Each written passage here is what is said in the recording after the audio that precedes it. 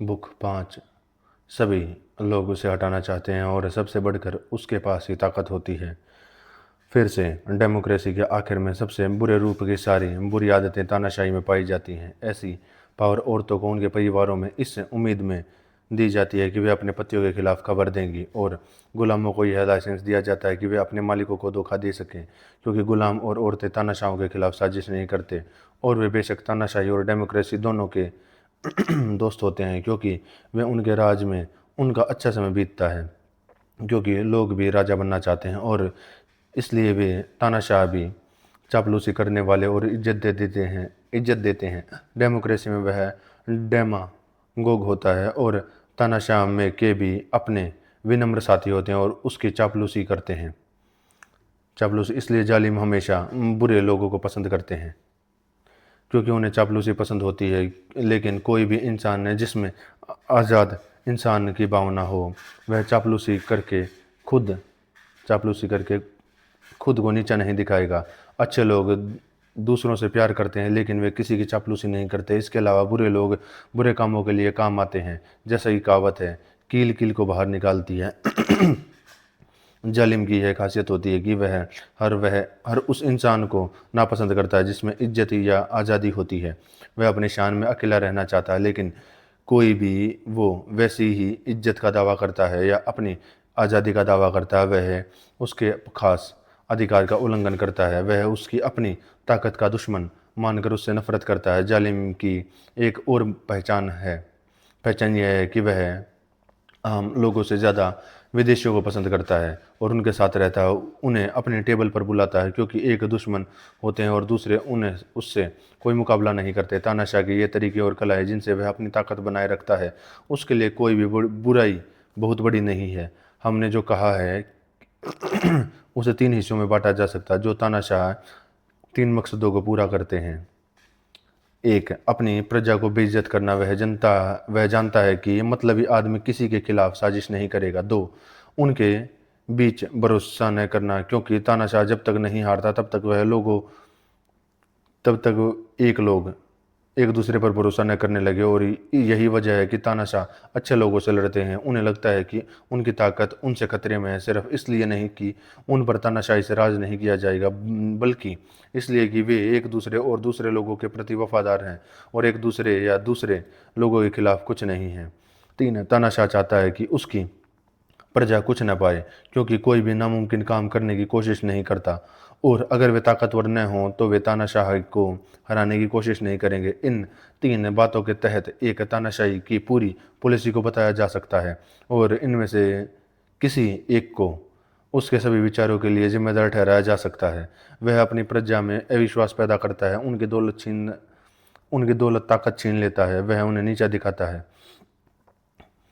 तो यह उन 2 तरीकों में से एक है जिनसे तानाशाही बनी रहती है, और एक और तरीका है जो काम करने के एक अलग तरीके पर चलता है। एक दूसरे तरीके का नेचर वह वजहों की तुलना से समझा जा सकता है जो राज्य को ख़त्म करते हैं, क्योंकि जैसा राज्य की ताकत को ख़त्म करने का एक तरीका राजा के पद को और ज़्यादा तानाशाही बनाना है, वैसे ही तानाशाही से बचने का तरीका उसे राजा के राज जैसा बनाना है।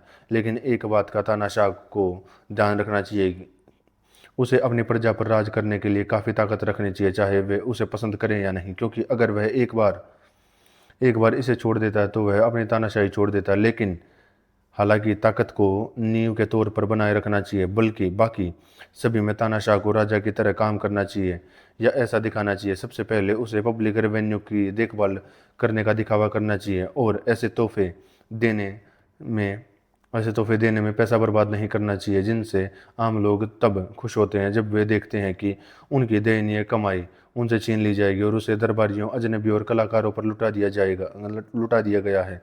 उसे इस बात का हिसाब देना चाहिए कि उसे क्या मिलता है और क्या खर्च होता है।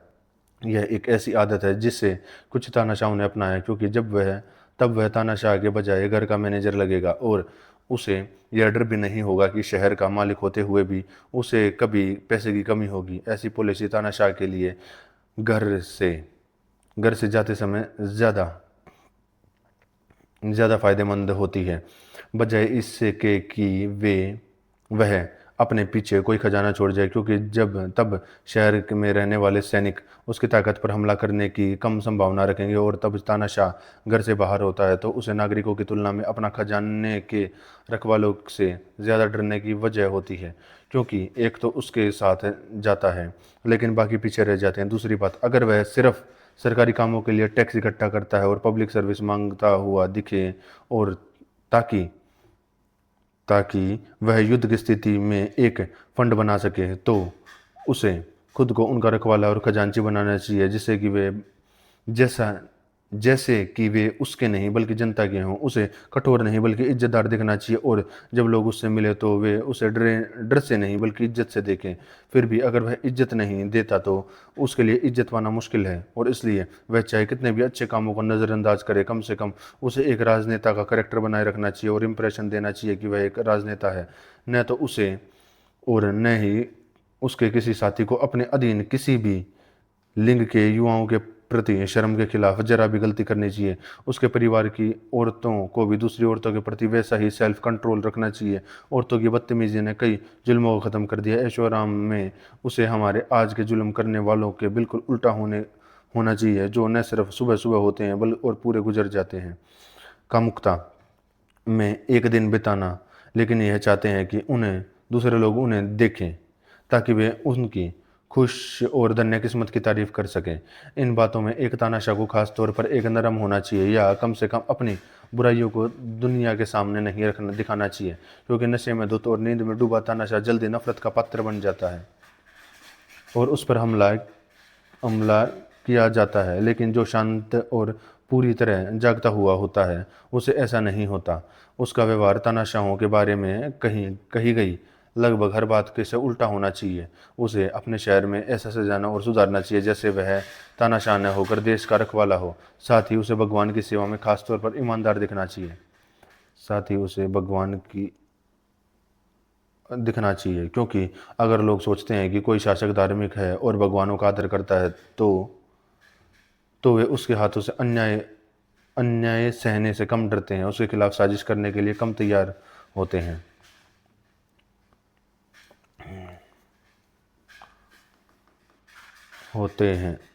क्योंकि उन्हें लगता है कि भगवान ही उसकी तरफ से लड़ रहे हैं। साथ ही उसके धर्म को बेवकूफ़ी नहीं समझना चाहिए और उससे काबिल लोगों को इज्जत देनी चाहिए, और उन्हें यह सोचने पर मजबूर करना चाहिए कि अगर आज़ाद सरकार होती तो उन्हें इतना इज्जत नहीं देती। इज्जत उन्हें खुद बांटनी चाहिए, लेकिन सज़ा अफसरों और अदालतों को देनी चाहिए। यह एक सावधानी है जो सभी राजा बरतते हैं कि किसी एक आदमी को बड़ा न बनाया जाए, बल्कि अगर एक को तो दो या उससे ज़्यादा को बड़ा किया जाना चाहिए ताकि वे एक दूसरे का ध्यान रख सकें। अगर आखिर किसी को बड़ा बनना ही है तो उसे हिम्मत वाला आदमी नहीं होना चाहिए, क्योंकि ऐसे लोग हमेशा हमला करने के लिए सबसे ज़्यादा तैयार रहते हैं, और अगर किसी को उसकी ताकत से दूर करना है तो उसे धीरे धीरे कम किया जाए, उसके साथ नहीं छीना जाए। तानाशाह को हर तरह की बुराई से दूर रहना चाहिए, खासकर पर्सनल हिंसा से, युवाओं के साथ गलत व्यवहार से। उसे खासकर उन लोगों के साथ अपने बर्ताव रखना चाहिए जो इज्जत पसंद करते हैं, क्योंकि जैसे पैसे पसंद करने वाले अपने प्रॉपर्टी पर हाथ डालने वाले पर नाराज हो जाते हैं, वैसे ही इज्जत पसंद करने वाले और अच्छे लोगों को भी तब बुरा लगता है जब उनकी इज्जत पर कोई असर पड़ता है। इसलिए एक तानाशाह को या तो बिल्कुल भी जोर ज़बरदस्ती नहीं करनी चाहिए, या उसे सिर्फ पिता की तरह सुधार करने वाला समझा जाना चाहिए, और दूसरों को रोंदना नहीं चाहिए, और युवाओं से उसकी जान पहचान प्यार से होनी चाहिए, न कि ताकत की बेइज्जती से। और आमतौर पर उसे इज्जत बढ़ाकर बेइज्जती की कमी पूरी करनी चाहिए। जो लोग किसी की हत्या करने की कोशिश करते हैं उनमें से वे सबसे खतरनाक होते हैं, और उन पर सबसे ज़्यादा ध्यान से नज़र रखने की ज़रूरत होती है, जो अपना मकसद पूरा करने पर भी जिंदा रहने की परवाह नहीं करते। इसलिए ऐसे किसी भी व्यक्ति के बारे में खास सावधानी बरतनी चाहिए जो सोचता है कि उसकी या उसके रिश्तेदारों की बेइज्जती हुई है, क्योंकि जब लोग दूसरों पर हमला करने के लिए जुनून में बहक जाते हैं तो वे अपनी परवाह नहीं करते। जैसा कि हेराक्लिटस कहते हैं, गुस्से से लड़ना मुश्किल है, क्योंकि इंसान बदला जान देकर भी खरीद सकता है, और जहाँ राज्यों के दो तरह के लोग होते हैं, गरीब और अमीर, वहीं तानाशाह दोनों को यह सोचने पर मजबूर करना चाहिए कि उसके राज में वे एक दूसरे को नुकसान पहुंचाने से बचे हुए हैं और उनमें से जो भी ज़्यादा ताकतवर हो उसे अपनी सरकार में शामिल कर लेना चाहिए, क्योंकि इस फायदे के कारण उसे न तो गुलामों को आज़ाद करने की ज़रूरत है और न ही नागरिकों के हाथों नागरिकों से हथियार छीनने की। उसके पास पहले से मौजूद ताकत में कोई भी प्रॉपर्टी उसके हमलावरों से ज़्यादा ताकतवर बना देगी। लेकिन ये डिटेल्स बहुत हो गई। एक तानाशाह की आम पॉलिसी क्या होनी चाहिए यह साफ है। उसे अपनी प्रजा के सामने खुद को एक तानाशाह की तरह नहीं बल्कि एक घराने और मालिक की और एक राजा की तरह दिखाना चाहिए। उसे उनकी चीज़ों पर कब्जा नहीं करना चाहिए बल्कि उनका रखवाला होना चाहिए। उसे अपने जीने के तरीके में संयमित होना चाहिए, फिजूल खर्ची नहीं करनी चाहिए। उसे बड़े लोगों का साथी और भीड़ का हीरो होना चाहिए, क्योंकि तब उसका राज्य जरूर ज़्यादा अच्छा और खुशहाल होगा, क्योंकि वह ऐसे बेहतर लोगों पर राज करेगा जिनका हौसला टूटा नहीं होगा, ऐसे लोगों पर जिनसे वह खुद नफरत का शिकार नहीं होगा और जिनसे वह डरेगा नहीं। उसकी ताकत भी ज़्यादा लंबे तक रहेगी। उसका स्वभाव अच्छा होना चाहिए या कम से कम आधा अच्छा होना चाहिए, और अगर उसे बुरा ही है तो वह सिर्फ आधा बुरा हो। फिर भी सरकार का कोई भी तरीका इतना कम समय तक नहीं चलता जितना कि कुलीन तंत्र और तानाशाही। सबसे लंबे समय तक चलने वाला तानाशाही सिसियोन और आर्थागोरस और उसके बेटों का था। यह 100 साल तक चला। इसका कारण यह था कि वे अपनी प्रजा के साथ नरमी से पेश आते थे और काफ़ी हद तक कानूनों का पालन करते थे और कई तरह के से लोगों का ध्यान रखकर उनका पक्ष लेते थे। क्लिस्थेनेस खासकर अपनी सैन्य क्षमता के लिए जाने जाते थे। अगर रिपोर्ट्स पर यकीन किया जाए तो उन्होंने ताज पहनाया। जज जज जिसने खेलों में उसके खिलाफ फैसला सुनाया था, और जैसा कि कुछ लोग कहते हैं सिसियोन के अगोरा में बैठी मूर्ति इसी व्यक्ति की तरह है। ऐसी ही कहानी पाइसिस्टेरटस के बारे में बताई जाती है, जिसके बारे में कहा जाता है कि एक बार उसने खुद को एरियोपेगस के सामने बुलाकर मुकदमा चलाने दिया था। आर्थागोरस के अत्याचार के बाद अगला काल कुरिन्थ के साइप्लेसेलिडे का था, जो 73 वर्ष और 6 महीने तक चला। साइप्लेसेलस ने 30 वर्ष, पेरियंडर ने 44 वर्ष और गोरियडस के पुत्र सेमेटिकस ने 3 वर्ष तक शासन किया। उनका जारी रहना समान कारणों से था। साइप्सेलस एक लोकप्रिय व्यक्ति था, जिनके शासन के पूरे समय में उसके पास कभी कोई अंगरक्षक नहीं रहा, और पेरियंडर हालांकि वह एक अत्याचारी था, एक महान सैनिक था, तीसरे काल का एक एथेंस में पाइसिस्ट्रेड्रे का था, लेकिन यह बाधित हो गया क्योंकि पाइसिस्ट्रेटस को 2 बार खदेड़ दिया गया। इसलिए उसने 3 और 30 वर्षों में केवल 17 वर्ष तक शासन किया और उसके पुत्र ने 18 वर्ष तक शासन किया, कुल मिलाकर 35 वर्ष। इन अत्याचारों में सिरैक्यूज में हिएरो और गेलो का अत्याचार सबसे स्थायी था, क्योंकि गेलो 7 साल तक तानाशाह रहा और 8वें साल में उसकी मौत हो गई। हीरो ने 10 साल तक राज किया और थ्रेसिबुलस को 11वें महीने में निकाल दिया गया। असल में तानाशाही आमतौर पर बहुत कम समय के लिए होती है। मैंने अब उन सभी कारणों को देख लिया है जिनकी वजह से संवैधानिक सरकारें और राजशाही या तो खत्म हो जाती हैं या बनी रहती हैं। प्लेटो गणराज्य में सुकरात क्रांतियों के बारे में कहते हैं, लेकिन ठीक से नहीं, क्योंकि उन्होंने बदलाव के किसी ऐसे कारण का जिक्र नहीं किया जो खासतौर पर पहली या परफेक्ट हालत पर असर डालता हो।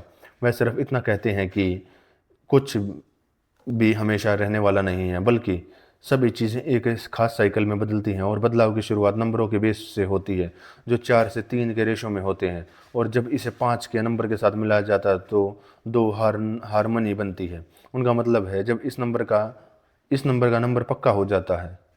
वह सोचते हैं कि जब नेचर बुरे लोग पैदा करेगा तो एजुकेशन के लिए राजी नहीं होंगे।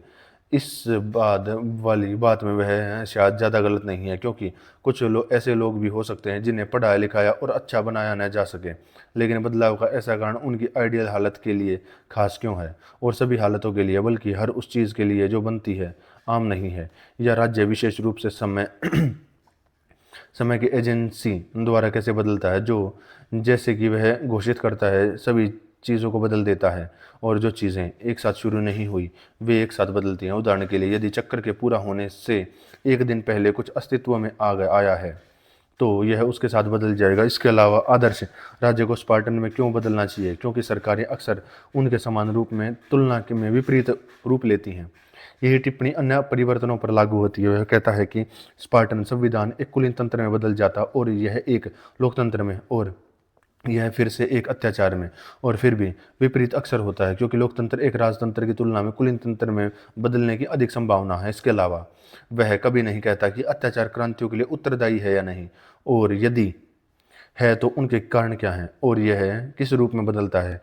उनके अनुसार इससे पहले और सबसे अच्छे पर वापस लौटना चाहिए और फिर एक पूरा साइकिल होगा।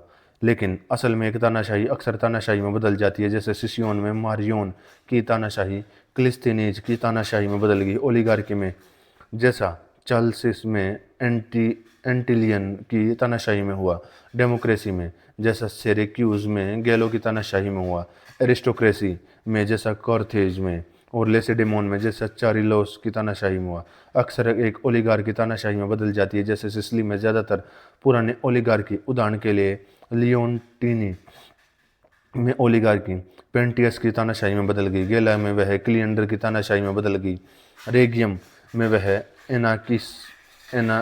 एनाक्सिलोस में बदल गई, एनाक्सिलोस की तानाशाही में बदल गई। ऐसा ही कई दूसरे राज्यों में भी हुआ है। यह मानना बेतुका है कि राज्य सिर्फ इसलिए ओलिगार्की में बदल जाता है, जैसा कि प्लूटो कहते हैं, क्योंकि रूलिंग क्लास पैसे से प्यार करने वाला उसे बनाने वाला होता है, न कि इसलिए कि बहुत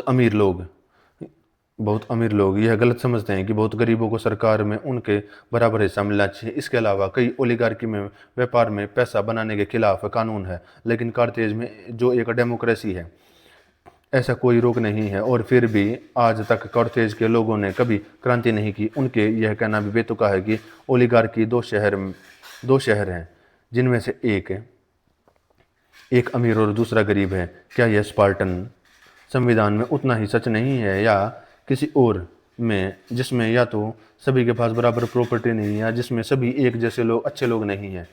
किसी को भी पहले से ज़्यादा गरीब होने की ज़रूरत नहीं है, और फिर भी अगर गरीबों की मेजॉरिटी हो तो ओलिगार्की डेमोक्रेसी में बदल सकता है, और डेमोक्रेसी ओलिगार्की में बदल सकता है। अगर अमीर क्लास लोगों से ज़्यादा मजबूत हो और एक एनर्जेटिक हो, दूसरा इंडिफरेंट हो।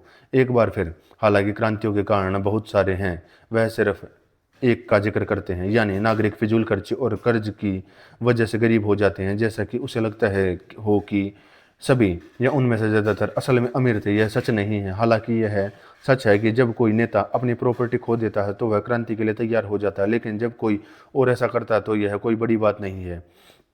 एक और ओलिगार्की ज़्यादातर डेमोक्रेसी में नहीं बदलता जितना किसी और तरह की सरकार में। अगर लोगों को सरकार के सम्मान से दूर रखा जाता है और उनके साथ गलत किया जाता है, उनका अपमान किया जाता है, तो वे क्रांति करते हैं और सरकार के तरीके बदलते हैं, भले ही उन्हें अपनी दौलत बर्बाद न की हो, क्योंकि वे जो चाहे कर सकते हैं। जिस फिजूल खर्ची की वजह वह बहुत ज़्यादा आज़ादी को बताते हैं। आखिर में, हालांकि कई तरह की ओलिगार्की और डेमोक्रेसी है, सुकरात उनकी क्रांतियों के बारे में ऐसे बात करते हैं जैसे उनमें से किसी को सिर्फ एक ही रूप हो। पुस्तक 6।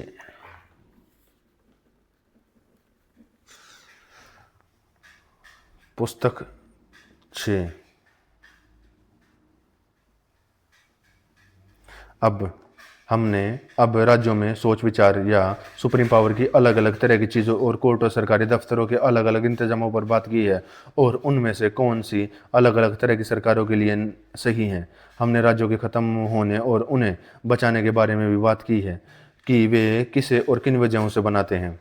डेमोक्रेसी और सरकार के दूसरे सभी तरीके कई तरह के होते हैं, और यह अच्छा होगा कि हम उन्हें अलग अलग ऑर्गेनाइजेशन के तरीके बता दें जो हर एक के लिए सही और फ़ायदेमंद हों, और उनके बारे में जो कुछ भी कहना बाकी है उसे भी जोड़ दें। इसके अलावा हम इन तरीकों के अलग अलग कॉम्बिनेशन पर भी विचार करना चाहिए, क्योंकि ऐसे कॉम्बिनेशन संविधान को एक दूसरे पर ओवरलैप करते हैं, जिससे एरिस्टोक्रेसी या कैरेक्टर ओलिगार्किकल हो जाता है और कॉन्स्टिट्यूशनल सरकारें डेमोक्रेसी की ओर झुक जाती हैं। जब मैं उन कॉम्बिनेशन की बात करता हूँ जिन पर अभी विचार किया जाना बाकी है और जिन पर हमने अभी तक विचार नहीं किया, तो मेरा मतलब इनसे है। जब सरकार का विचार विमर्श करने वाला हिस्सा और अधिकारियों का चुनाव कुलीन तंत्र के हिसाब से होता है और कोर्ट कुलीन तंत्र के हिसाब से, या जब कोर्ट और राज्य का विचार विमर्श करने वाला हिस्सा कुलीन तंत्र के हिसाब से होता है और ऑफिस का चुनाव कुलीन तंत्र के हिसाब से होता है, या जब किसी और तरह से राज्य की बनावट में तालमेल की कमी होती है। मैंने पहले ही दिखा दिया है कि डेमोक्रेसी के कौन से तरीके खास शहरों के लिए और ओलिगार्की के कौन से तरीके खास लोगों के लिए सही हैं, और सरकार के लिए दूसरे कौन से तरीके किसके लिए सही हैं। इसके अलावा हमें न सिर्फ यह दिखाना है कि इनमें से कौन सी सरकार हर राज्य के लिए सबसे अच्छी है, बल्कि यह भी संक्षेप से सोचना है कि इन और दूसरे तरह की सरकारों को कैसे बनाया जाए। सबसे पहले हम डेमोक्रेसी की बात करते हैं, जो सरकार के उल्टे रूप को भी सामने लाएगी और जिसे आमतौर पर ओलिगार्की कहा जाता है। इससे जांच के मकसद से हमें डेमोक्रेसी के सभी एलिमेंट और खासियतों का पता लगाना होगा, क्योंकि इन्हीं के मेल से डेमोक्रेटिक सरकार की किस्में बनाती हैं। इनमें से कोई एक अलग दूसरे से अलग है, और यह अंतर दो वजहों से है। एक एक पहले यह बताया जा चुका है, पॉपुलेशन का अंतर, क्योंकि पॉपुलर एलिमेंट के किसान या मैकेनिक या मजदूर हो सकते हैं। अगर इनमें से पहले को दूसरे के साथ या तीसरे को बाकी के साथ जोड़ दिया जाए तो न सिर्फ डेमोक्रेसी बेहतर या बदतर हो सकती है, बल्कि इनका नेचर ही बदल सकता है। दूसरा कारण बताना है बाकी है। डेमोक्रेसी के अलग अलग गुण और खासियतें जब अलग अलग तरह से मिलते हैं तो फर्क पैदा करते हैं। यह लोकतंत्र में कम होगा, दूसरे में ज़्यादा, और तीसरे में यह सब होगा। खासियतें इन सभी को जानने में फ़ायदे हैं। चाहे कोई आदमी डेमोक्रेसी का कोई नया रूप बनाना चाहे या सिर्फ मौजूदा डेमोक्रेसी को फिर से बनाना चाहे, राज्यों के फाउंडर उन सभी राज्यों को एक साथ लाने की कोशिश करते हैं जो अलग अलग संविधानों के विचारों से मेल खाती है। लेकिन यह उनकी एक गलती है, जैसा कि मैंने राज्यों के ख़त्म होने और बचाने की बात करते हुए पहले ही कहा है। अब हम ऐसे राज्यों के सिद्धांतों की विशेषताएं और उद्देश्य बताएंगे। एक डेमोक्रेटिक देश का आधार आज़ादी है, जिसका मजा लोगों की आम राय के अनुसार सिर्फ ऐसे ही देश में लिया जा सकता है।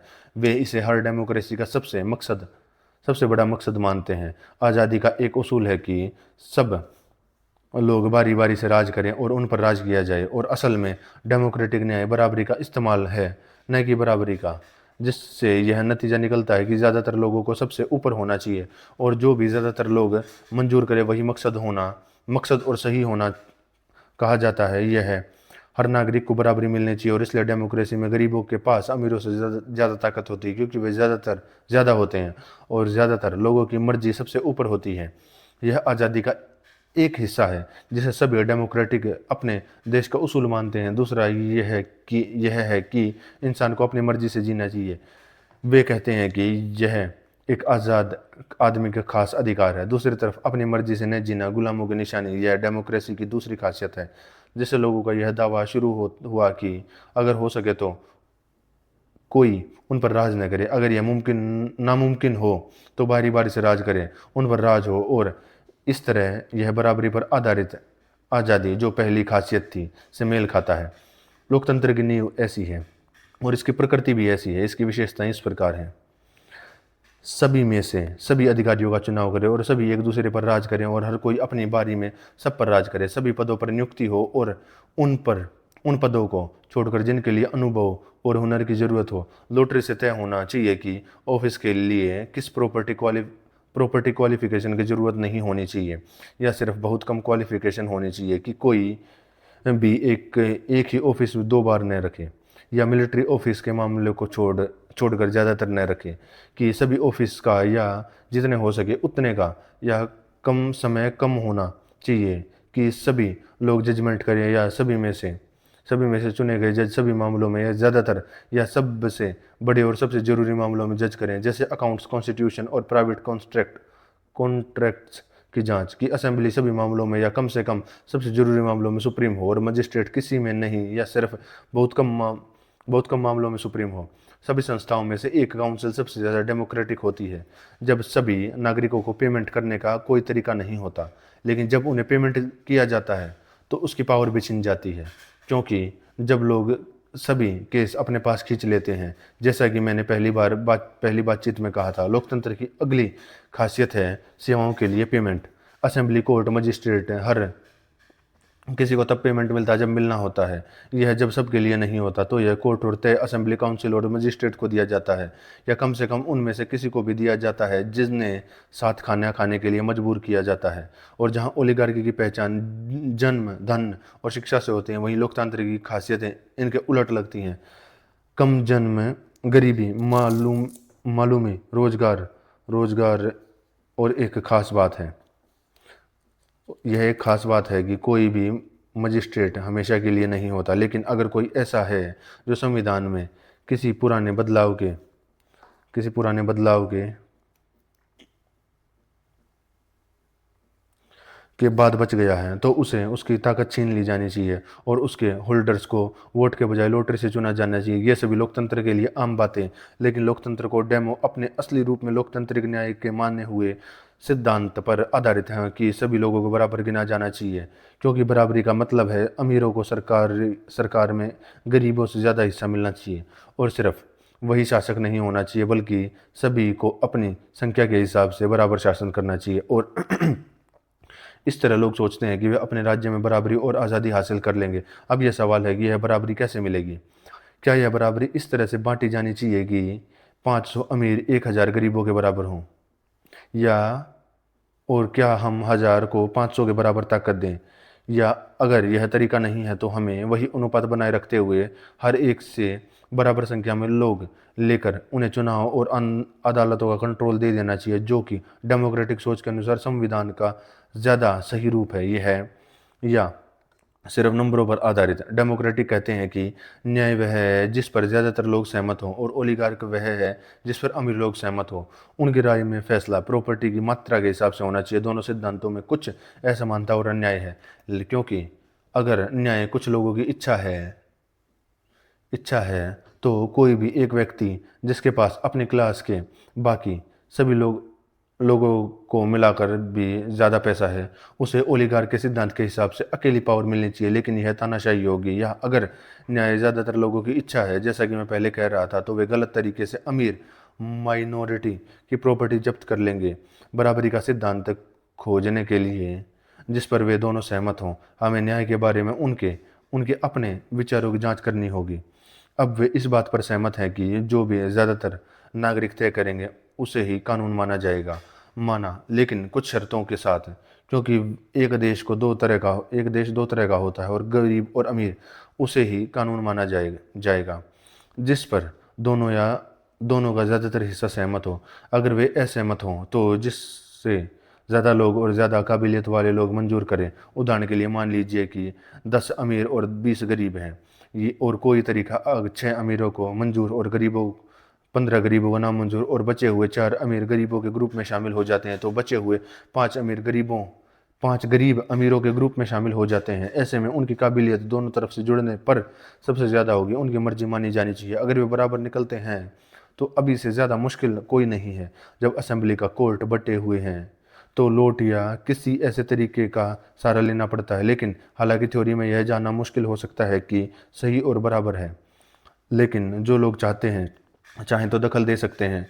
उन्हें रोकने के लिए मैं प्रैक्टिकल मुश्किल कहीं ज़्यादा, और क्योंकि कमज़ोर लोग हमेशा बराबरी और इंसाफ मांगते हैं, लेकिन ताकतवर लोग इनमें से किसी चीज़ की परवाह नहीं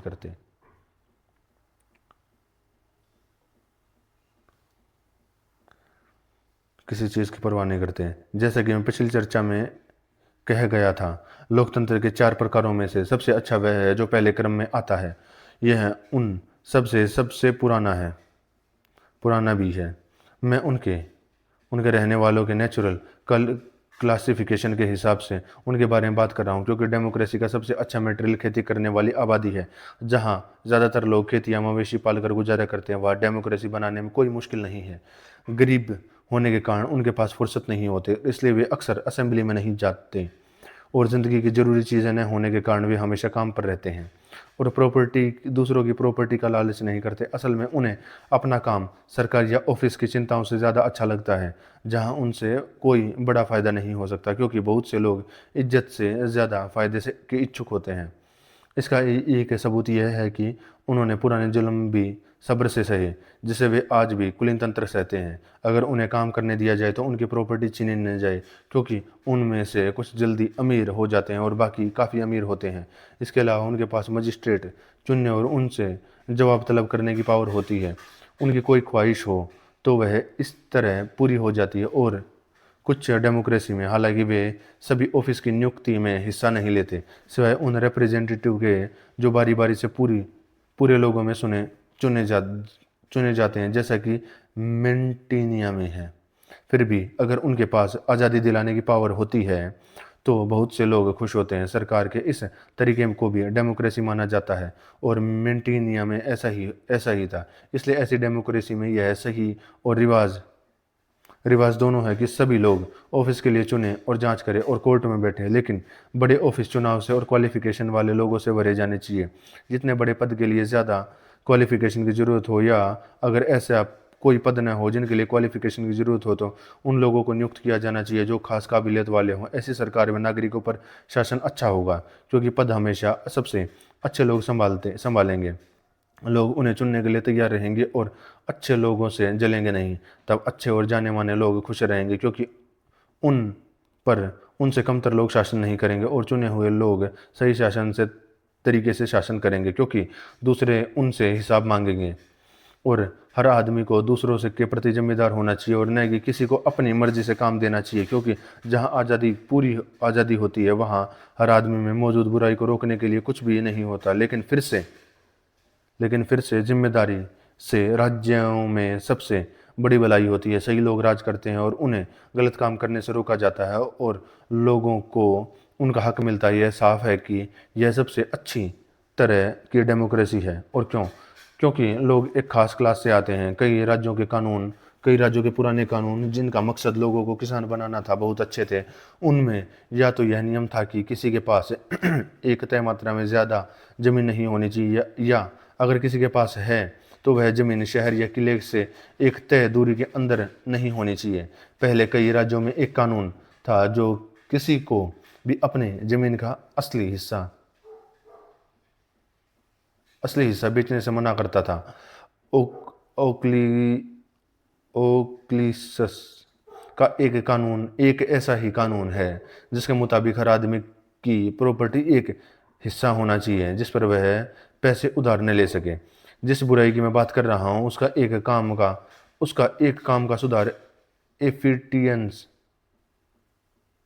एफिटियंस का कानून होगा, जो भले ही बहुत ज़्यादा है और उनके पास ज़्यादा ज़मीन नहीं है, लेकिन वे सभी किसान, क्योंकि उनकी प्रॉपर्टी की जनगणना में गिना जाता है, पूरी नहीं हुई बल्कि बहुत कम हिस्सों में खेती करने वालों की बात। और कई मामलों में उनके जैसे पशुपालक लोग सबसे अच्छे होते हैं, जो अपने झुंड के साथ रहते हैं। वे लड़ाई के लिए सबसे अच्छे ट्रेंड होते हैं, शरीर से मजबूत होते हैं और कैंप लगा सकते हैं। दूसरे डेमोक्रेसी वाले लोग उनसे बहुत कमज़ोर होते हैं, क्योंकि उनकी ज़िंदगी कमज़ोर है और उनके उनके किसी भी काम में नैतिक अच्छाई के लिए कोई जगह नहीं है, चाहे वे मैकेनिक हो या व्यापारी हो या मजदूर। इसके अलावा इस क्लास है ताकि गरीबों के पास भी ज़रूरत से ज़्यादा धन हो सके। क्लास के लोग आसानी से असेंबली में आ सकते हैं, क्योंकि वे लगातार शहरों और अगोरा में घूमते हैं, जबकि किसान देश भर में बिखरे हुए और मिलते नहीं हैं या एक साथ इकट्ठा होने की कमी महसूस करते हैं। जहां इलाका शहर से काफ़ी दूर तक फैला हुआ है, वहां एक बेहतरीन डेमोक्रेसी या संवैधानिक सरकार बनाने में कोई मुश्किल नहीं है, क्योंकि लोगों को गाँव में बसने के लिए मजबूर किया जाता है। और अगर शहर की आबादी भी है तो असेंबली को तब तक नहीं मिलना चाहिए जब तक गांव के लोग नहीं आ सकते। हमने इस तरह समझा है कि डेमोक्रेसी का पहला और सबसे अच्छा तरीका कैसे बनाया जाना चाहिए। यह साफ है कि दूसरे या कमतर तरह के लोग एक रेगुलर क्रम से अलग अलग होंगे, और जो आबादी बाहर रह जाएगी वह हर स्टेज पर कमतर किस्म की होगी। डेमोक्रेसी का आखिरी रूप, जिसमें सभी बराबर हिस्सा लेते हैं, वह ऐसा है जिसे सभी देश बर्दाश्त नहीं कर सकते। और जब तक इसे कानून और रीति रिवाजों से अच्छी तरह से रेगुलेट नहीं किया जाता, या ज़्यादा दिन नहीं चलेगा, या दूसरी तरह की सरकारों को ख़त्म करने वाले आम कारणों पर अब काफ़ी हद तक विचार किया जा चुका है। ऐसा डेमोक्रेसी बनाने और लोगों को मजबूत बनाने के लिए नेताओं की आदत रही है। वे ज़्यादा से ज़्यादा लोगों को शामिल करें, और न सिर्फ जायज़ लोगों को बल्कि नाजायज़ लोगों को भी, और उन लोगों को भी जिनका सिर्फ एक ही माता पिता नागरिक हो, चाहे माता हो या पिता, क्योंकि ऐसी डेमोक्रेसी में ऐसा कुछ भी गलत नहीं है। इसी तरह से डेमोगोग आगे बढ़ते हैं, जबकि सही बात यह होगी कि जब आम लोगों की संख्या अमीर लोगों या मिडिल क्लास से ज़्यादा हो जाए तो, और ज़्यादा लोगों को शामिल न किया जाए, इससे आगे नहीं जाना चाहिए। जब इस पॉइंट से ज़्यादा राज्य अव्यवस्थित हो जाता है और अमीर लोग डेमोक्रेसी से नाराज़ और बेसब्र हो जाते हैं, जैसा कि साइरेन में विद्रोह में हुआ था, क्योंकि थोड़ी सी बुराई पर कोई ध्यान नहीं दिया जाता, लेकिन जब वह बढ़ जाती है तो आंखों में चुभती है। एथेंस में जब क्लिस्टेंसा डेमोक्रेसी की ताकत बढ़ना चाहता था, या साइरेन में पॉपुलर सरकार बनाने वालों ने जो कदम उठाए थे वे डेमोक्रेसी के बहुत ज़्यादा असर में काम में आते हैं। नए कबीले और भाईचारे बनाए जाने और परिवारों के निजी रीति रिवाजों पर रोक लगाकर उन्हें पब्लिक में बदल देना चाहिए। आसान शब्दों में कहें तो हर वो तरीका अपनाया जाना चाहिए जिससे नागरिक एक दूसरे से मिले और पुराने रिश्ते खत्म हो। फिर तानाशाह जो कदम उठाते हैं वे सभी डेमोक्रेसी वाले लगते हैं, जैसे गुलामों को लाइसेंस देना, जो कुछ हद तक फ़ायदेमंद हो सकता है, और महिलाओं और बच्चों को भी, और हर किसी को अपनी मर्जी से जीने देना। ऐसा सरकार के बहुत से समर्थक होंगे, क्योंकि ज़्यादातर लोग शांत तरीके से रहने के बजाय अव्यवस्थित तरीके से रहना पसंद करेंगे। सिर्फ डेमोक्रेसी बनाना बनाना लेजिस्लेटर या ऐसा राज्य बनाने की इच्छा रखने वालों का अकेला या मुख्य काम नहीं है, क्योंकि कोई भी राज्य चाहे कितना भी खराब बना हो, 1 2 या 3 दिन भी नहीं चल सकता। उससे भी बड़ी मुश्किल है उसे बचाए रखना। इसलिए लेजिस्लेटर को राज्यों को बचाने और ख़त्म करने के बारे में पहले से तय सिद्धांतों के हिसाब से एक मजबूत नींव बनाने की कोशिश करनी चाहिए। उसे नुकसान पहुँचाने वाली चीज़ों से बचना चाहिए और ऐसे कानून बनाने चाहिए, चाहे वे लिखे हों या बिना लिखे, जिनमें राज्यों को बचाने वाले सभी गुण हों। उसे यह नहीं सोचना चाहिए कि असली डेमोक्रेटिक या ओलिगार्की तरीका वह है जो सबसे ज़्यादा डेमोक्रेसी या ओलिगार्की देगा, बल्कि वह है जो उन्हें सबसे लंबे समय तक बनाए रखेगा।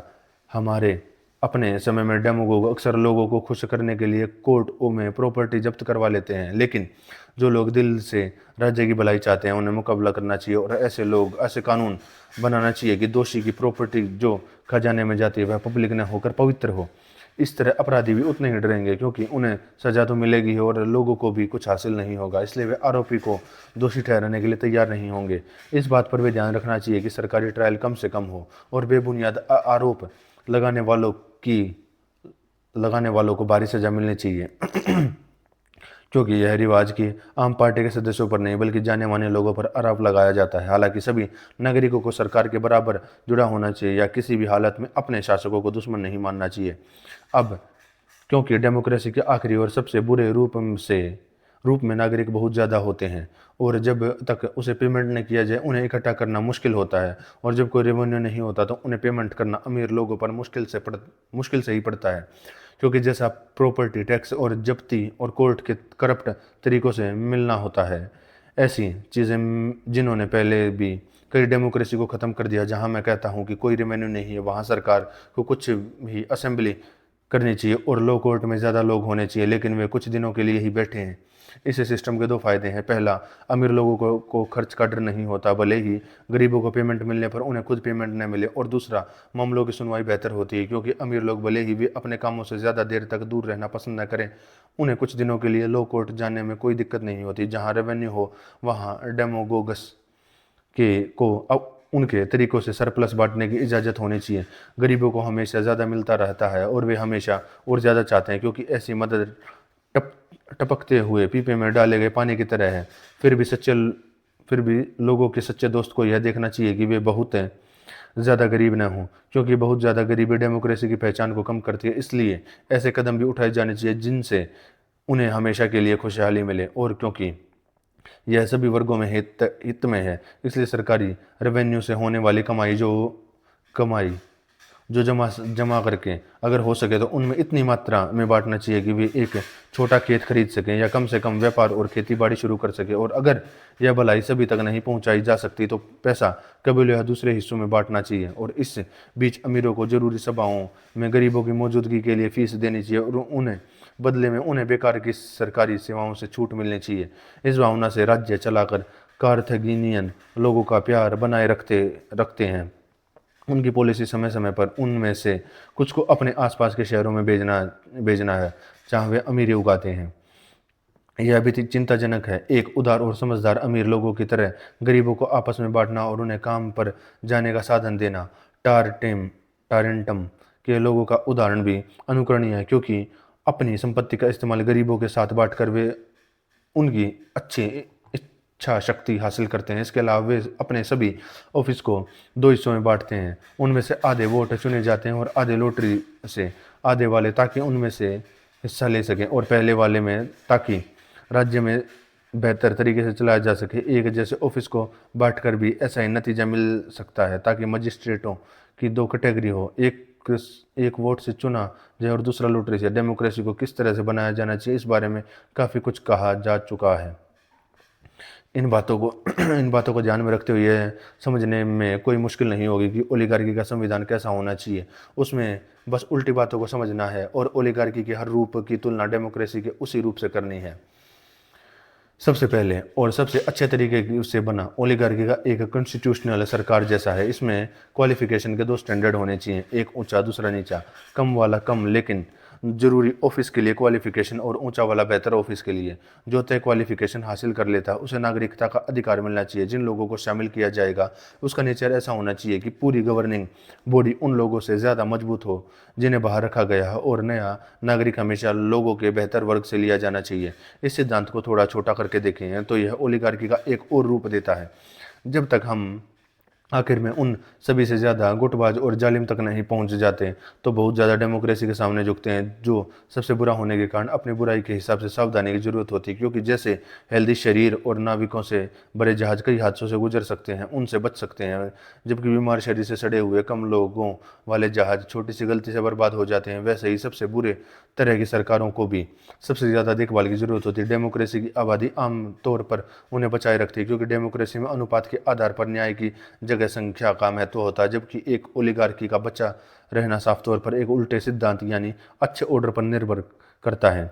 जैसे आम लोगों के चार मुख्य हिस्से होते हैं, किसान, मैकेनिक, रिटेल, व्यापारी, मजदूर, वैसे ही मिलिट्री फोर्स भी चार तरह की होती है।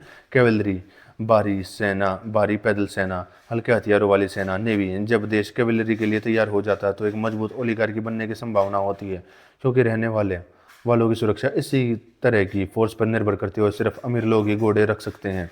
ओलिगार्की का दूसरा रूप तब होता है जब भारी पैदल सेना होती है, क्योंकि यह सर्विस गरीबों की तुलना में अमीरों के लिए ज़्यादा सही है। लेकिन हल्के हथियारों वाली और नेवी वाली सेना पूरी तरह से डेमोक्रेटिक होती है, और आजकल जब वे बहुत ज़्यादा होती हैं तो अगर दोनों पार्टियां झगड़ती हैं तो लड़ाइयों में ओलिगार्की अक्सर उनसे बुरी तरह हार जाती है। इस हालत का हर एक हल जनरलों के काम में मिल जाता है, जो हल्के हथियारों वाली सेना की एक सही टुकड़ी को कैवलरी और भारी हथियारों वाली सेना के साथ मिलाते हैं, और इसी तरह गरीब लोग सिविल लड़ाइयों में अमीरों से बेहतर होते हैं।